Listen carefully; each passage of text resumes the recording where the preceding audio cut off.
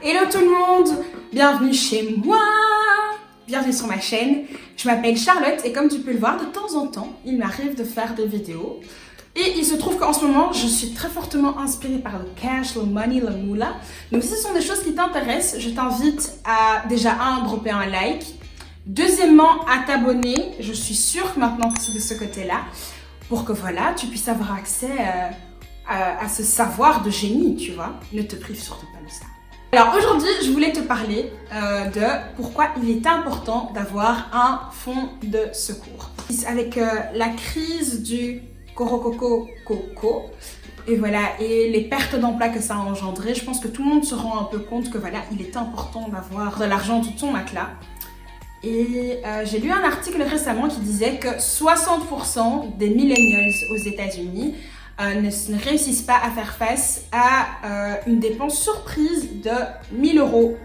Enfin 1000 dollars, du coup je veux dire voilà 1000 euros. Et du coup raison pour laquelle je vais te parler aujourd'hui de pourquoi il est important d'avoir au moins 1000 euros qui sont là, qui dorment, qui attendent un problème, parce que oui c'est la vie et à un moment ou à un autre il y aura un problème. Et je vais te dire donc pourquoi c'est important et te parler de différentes façons un peu plus créatives d'arriver assez facilement.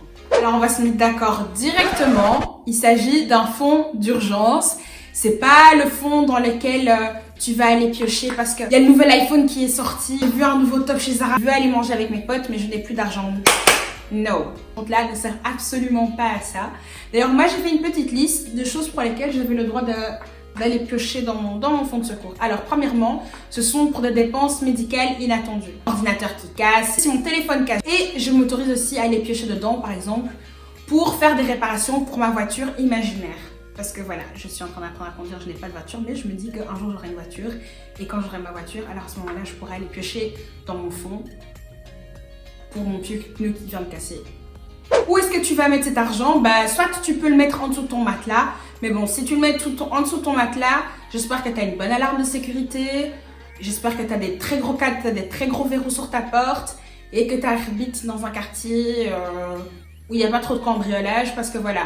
Si moi perso je suis cambrioleur, je vois de la thune en dessous de ton lit, that shit's gone. C'est très bizarre de dire ce que je viens de dire. Je ne suis pas une cambrioleuse, mais j'essaie de me mettre dans la peau d'un cambrioleur. Enfin bref.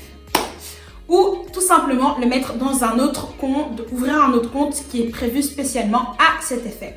Maintenant, comment est-ce que tu vas arriver à ce fonds de secours d'au moins 1000 euros, je répète, au moins 1000 euros. Une fois qu'on arrive à 1000 euros, on continue à alimenter ce fonds de secours, bien évidemment.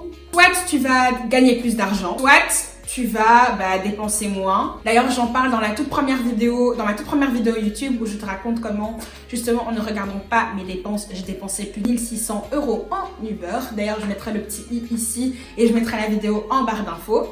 Donc, pour gagner plus d'argent, qu'est-ce que tu peux faire? Il y a plein d'applications voilà, comment ça s'appelle? Sharing economy, où tu peux te faire de l'argent assez facilement. Personnellement, moi, ce que j'adore, c'est Vinted. Pourquoi? Parce que Vinted, c'est rapide, c'est simple, c'est pas prise de tête, ça va te prendre un peu de temps. Mais j'arrivais, pendant toute cette période où je travaillais pas, à me faire au moins, genre plus ou moins une centaine d'euros par mois, juste en vendant mes vêtements. Bien évidemment, ça implique que tu aies des vêtements à vendre. Moi, j'avais beaucoup de choses inutiles dont je me suis débarrassée. Mais sinon, ce que tu pourrais potentiellement faire, c'est par exemple aller dans les thrift shops, comme on appelle ça en français. 2 hours later.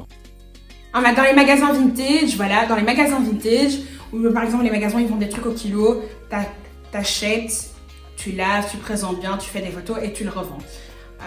Pour un prix bien évidemment plus élevé, c'est le principe du business. Deuxièmement, il y a Beesit. Beesit, c'est quoi? C'est une application qui te permet de trouver des babysitting dans ton quartier. Ensuite, on a Superprof.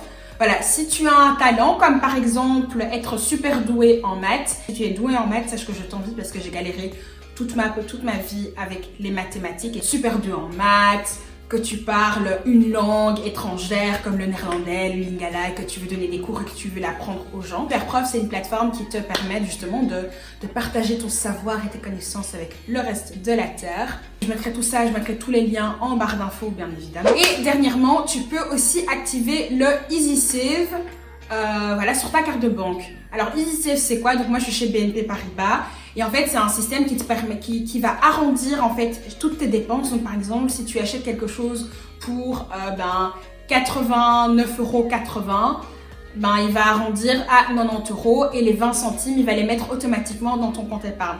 Je sais, ça paraît très minime, très peu, mais en un an, ce système de auto-save m'a permis d'économiser 100 € sans réellement faire grand chose au final. Alors je sais que chez BNP ça existe chez BNP, mais je pense que ça existe aussi dans d'autres banques. Je vais faire un peu de recherche et si je trouve quelque chose, je les mettrai aussi en barre d'infos.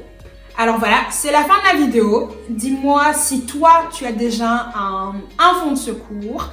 Dis-moi comment tu l'as trouvé. Si tu connais d'autres applications ou de petites choses comme ça que tu peux faire pour gagner un peu plus d'argent, n'hésite absolument pas à le partager dans les commentaires. N'hésite pas à dropper un like aussi, à t'abonner, faire partie de la famille. Viens me follower aussi sur Instagram. Si tu aimes les histoires drôles, si tu aimes voir du n'importe quoi, si tu veux aussi voir une sélection de mèmes de la plus haute qualité, c'est sur mon compte Instagram qu'il faut se rendre.